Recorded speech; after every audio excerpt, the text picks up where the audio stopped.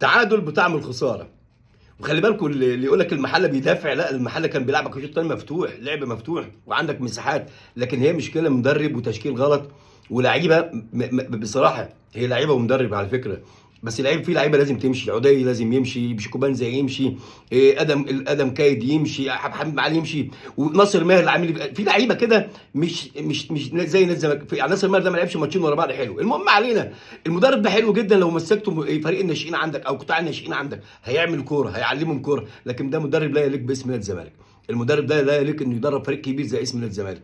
المدرب ده ما عندوش فكر، المدرب ده كلمته مش من دماغه، المدرب ده النهارده يعني بصراحه تاليف غير طبيعي. واللعيبه قدام فرصه، اللعيبه النهارده مع احترامي الشديد فعلا بتقول لي ما تلعبش. يعني في لعيبه النهارده ما تلعبش اساسا كوره. فانا بقول لازم المدرب ده يمشي، ولازم لعيبه كتير تمشي. ناصر ماهر اولهم على فكره، لعيب شايف نفسه يعني بدري، وهو ما فيش، ان الحصيله صفر.